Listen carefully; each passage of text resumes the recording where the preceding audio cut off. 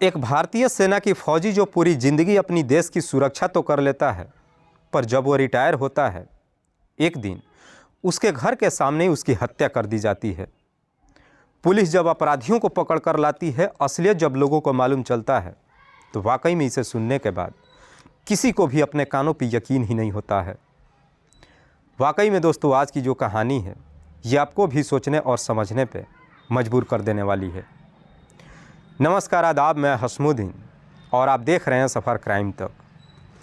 आज की जो सच्ची घटना मैं आपको सुनाने वाला हूँ, ये घटना है भारत की राजधानी दिल्ली शहर की। दिल्ली का एक इलाका पड़ता है मोती नगर, और इसी मोती नगर के सुदर्शन पार्क का रहने वाला पारस राम कुंज। पारस राम जो सेना के रिटायर्ड कप्तान है। पारस राम की पत्नी का नाम है अनीता। पारस राम की एक ही बेटी है जिसका नाम है निष्ठा। निष्ठा जिसकी उम्र है लगभग 16 साल के आसपास।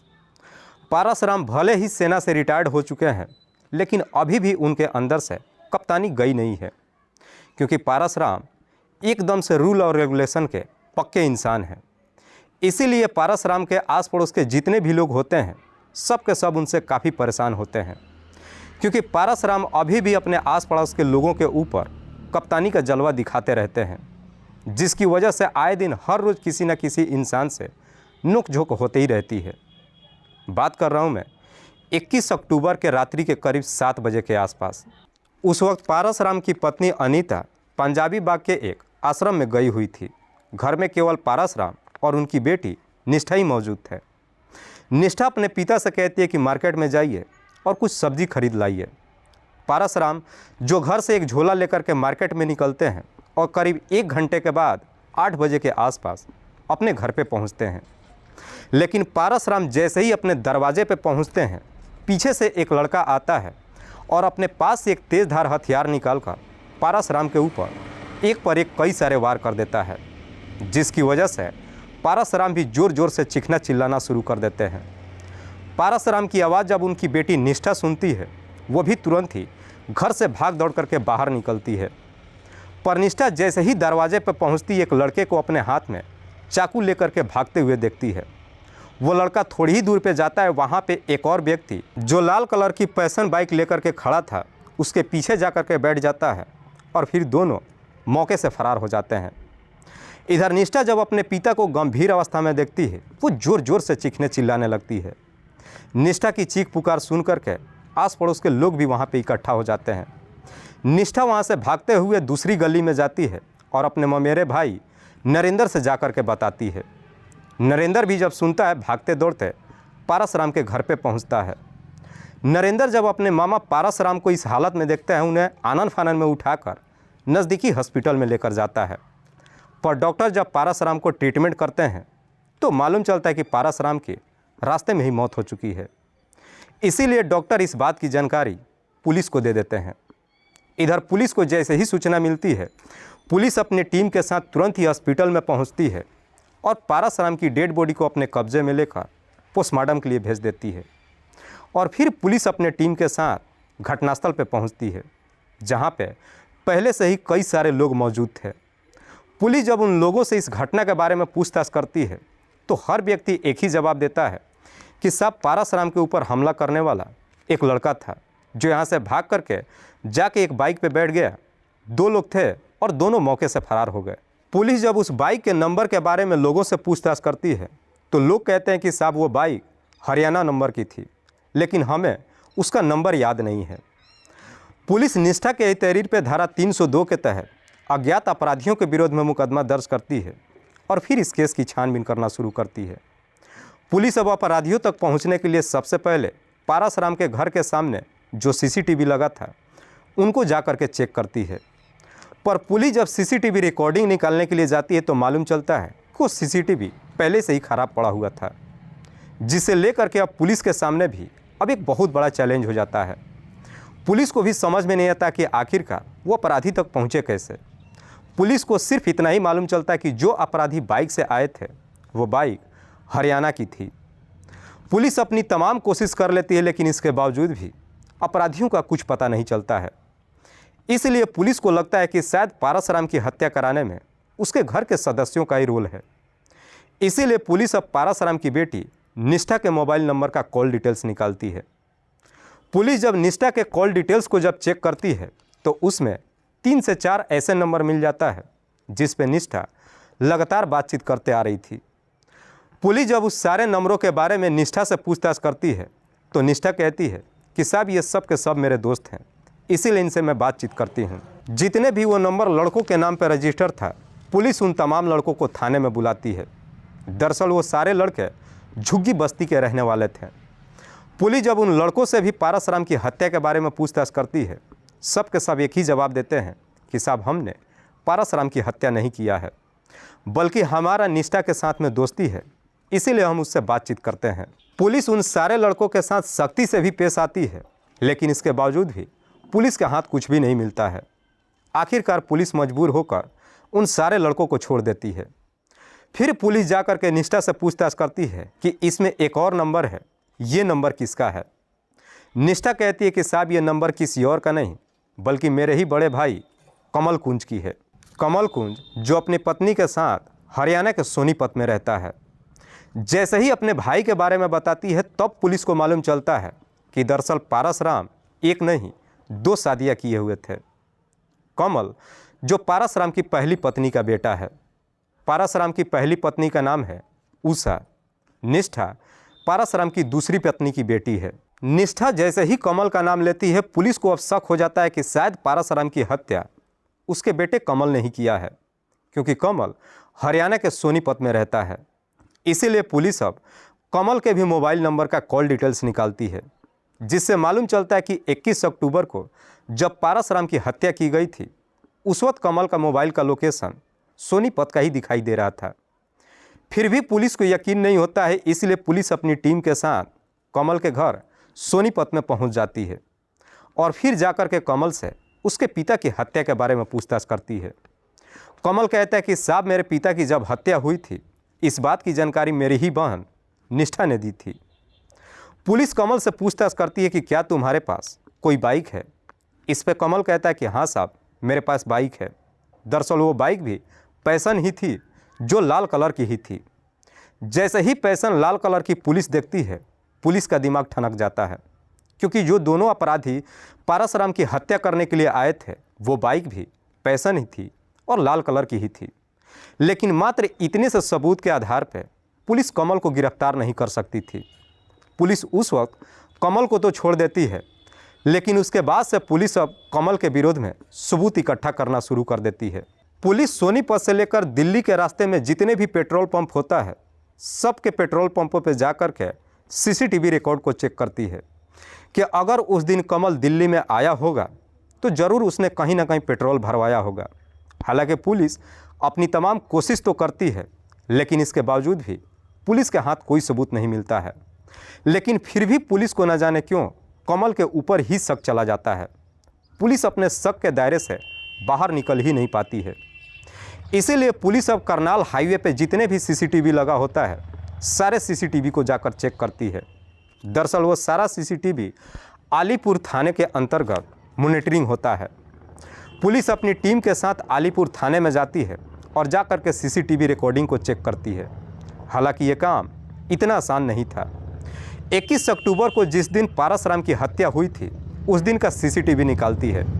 जब चेक करती है तो उसमें हज़ारों गाड़ियां आते जाते हुए दिखाई देती है। उन हज़ारों गाड़ियों में से कमल को ढूंढ निकालना था। पुलिस लगातार 2 दिन तक अपनी कड़ी मुशक्कत करती है और आखिरकार 2 दिनों के बाद पुलिस को सफलता मिल जाती है। दरअसल उस सीसीटीवी में कमल अपने बाइक से जाते हुए दिल्ली दिखाई नहीं देता है, बल्कि वापस आते हुए भी दिखाई देता है। उसके बाइक पे पीछे एक लड़का भी बैठा हुआ था। जैसे इस तरह का सीसीटीवी रिकॉर्डिंग मिल जाता है, पुलिस इसी को लेकर के फिर से सोनीपत में कमल के घर पे जाती है और 9 नवंबर को कमल को अपने कस्टडी में लेकर थाने में पहुंच जाती है और फिर कमल से पूछताछ करती है कि 21 अक्टूबर को तुम दिल्ली क्यों आए थे। इस पे कमल कहता है कि साहब मैंने अपना एक दुकान कर रखा है, उसी की मार्केटिंग करने के लिए मैं दिल्ली में आया था। पुलिस उस लड़के के बारे में भी पूछताछ करती है जो उसके बाइक पे पीछे बैठा हुआ था। कमल कहता है कि साहब वो मेरा दोस्त है, जिसका नाम है दीपक मनिक। जैसे ही दीपक का नाम बता देता है, पुलिस दीपक को भी अपने कस्टडी में लेकर आती है। और फिर पुलिस अब कमल और दिनेश को अलग अलग बिठाकर दोनों से पूछताछ करती है। काफ़ी देर तक जब पुलिस दोनों से पूछताछ करती है, आखिरकार ये दोनों देर तक पुलिस का सामना नहीं कर पाते हैं और मजबूर होकर कमल अपनी सच्चाई कबूल कर लेता है। कमल कहता है कि हाँ साहब, मेरे पिता की हत्या किसी और ने नहीं बल्कि मैंने ही करवाया है। लेकिन कमल जब इस हत्या की पूरी कहानी बताता है तो वाकई में इसे सुनकर हर कोई चौंक सा जाता है। पारसराम की पहली पत्नी का नाम है उषा। उषा जो उड़ीसा की रहने वाली है। पारसराम की अपनी पहली पत्नी से 3 बच्चे हैं, जिसमें 2 बेटा और 1 बेटी। बड़ा बेटा कमल है और छोटा बेटा दीपक और 1 बेटी। पारसराम जब फौज में नौकरी करते हैं, रूल और रेगुलेशन के काफ़ी पक्के होते हैं। लेकिन पारसराम रूल और रेगुलेशन के ही पक्के नहीं होते हैं, बल्कि पैसों को लेकर के भी काफ़ी कंजूस होते हैं। अपने परिवार के ऊपर 1 रुपया भी फिजूल का खर्च नहीं होने देते हैं। पारसराम जब भी अपने घर पे आते हैं, अपने फौज के जैसे ही अपने पूरे परिवार के ऊपर भी कप्तानी दिखाते हैं। हर छोटी मोटी बातों को लेकर अपनी पत्नी के साथ साथ बच्चों की भी पिटाई कर देते हैं, जिसकी वजह से पारसराम की पत्नी के साथ साथ उसके बच्चे भी पारसराम से हमेशा डरे और समय रहते हैं। पारसराम जब ड्यूटी में होते हैं, पारसराम का पूरा परिवार काफ़ी खुशहाल तरीके से रहता है। लेकिन पारसराम जब छुट्टी लेकर के घर पे आते हैं, पूरा परिवार खौफ के साए में अपनी ज़िंदगी जीता है। हालांकि उषा और पारसराम की ज़िंदगी का सफ़र ज़्यादा दिनों तक नहीं चल पाता है, क्योंकि उषा जब अपने पति से तंग आ जाती है, एक दिन अपनी बच्ची को लेकर बिना किसी को कुछ बताए कहीं चली जाती है। उसके बाद से पारसराम अपनी पत्नी की हर जगहों पर तलाश करते हैं, पर इसके बावजूद भी उषा का कुछ पता नहीं चलता है।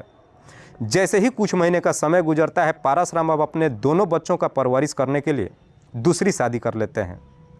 पारसराम की दूसरी पत्नी का नाम है अनीता। अनीता जो करनाल के ही एक गांव की रहने वाली है। अनीता से जब शादी करके लाते हैं, 2 साल के बाद अनीता से भी एक बच्ची होती है, जिसका नाम रखते हैं निष्ठा। पारसराम के जीवन में फिर से भरा पूरा परिवार तो हो जाता है, लेकिन इसके बावजूद भी पारसराम के जीवन में कोई बदलाव नहीं होती है, बल्कि पहले के जैसे ही अपने बच्चों के ऊपर आज भी सख्ती दिखाते हैं।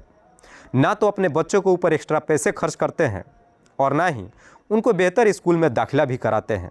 जैसे तैसे कमल बीकॉम तक अपनी पढ़ाई करता है।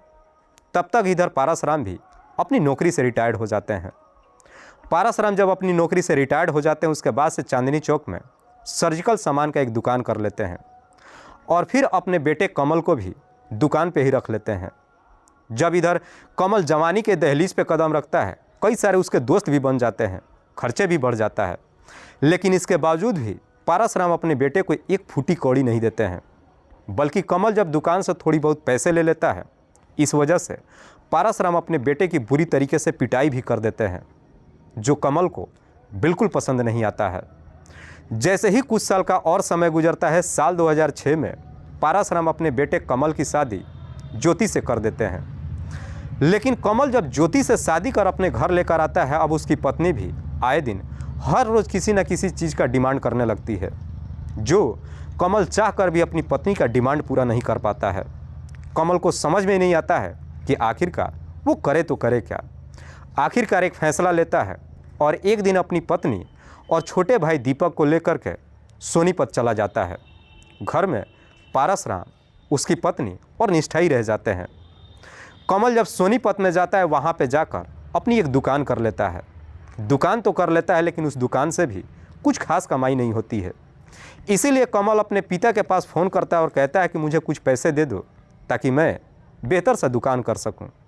लेकिन पारसराम अपने बेटे को 1 फूटी कौड़ी देने के लिए तैयार नहीं होते हैं। इसलिए कमल भी काफ़ी गुस्से में आ जाता है। कमल को सबसे ज़्यादा बुरा लगता है कि उसके पिता के पास 2 करोड़ की संपत्ति थी, लेकिन इसके बावजूद भी पारसराम 1 पैसा एक्स्ट्रा खर्च नहीं करते हैं। जब इधर कमल को पूरा यकीन हो जाता है कि उसके पिता पैसे नहीं देने वाले हैं, इसलिए अब कमल सोच लेता है कि जब तक उसका पिता जिंदा रहेंगे तब तक वो अपना बेहतर से बिजनेस नहीं कर सकता है। इसीलिए कमल अब अपने पिता को इस दुनिया से हटाने का तय कर देता है। अपने पिता को इस दुनिया से हटाने का तय तो कर देता है, लेकिन ये काम कमल के भी अकेले बस का नहीं था। इसीलिए कमल अपने इस षड्यंत्र में अपने ही दोस्त दिनेश मणिक को भी शामिल कर लेता है। हालांकि दिनेश कमल का साथ देने के लिए तैयार तो नहीं होता है, लेकिन कमल दिनेश से अपनी सारी बातें बता चुका था।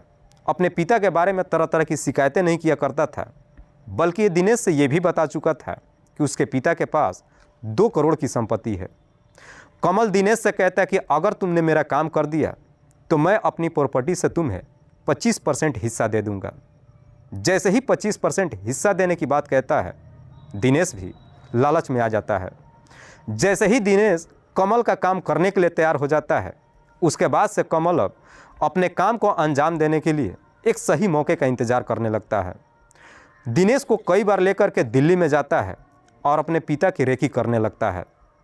खास करके अपनी बहन के नंबर पर फ़ोन करता है, उससे बार बार पूछता है कि माँ शाम के वक्त कितने बजे आश्रम में जाती है और उधर से कितने बजे वापस घर पे आती है।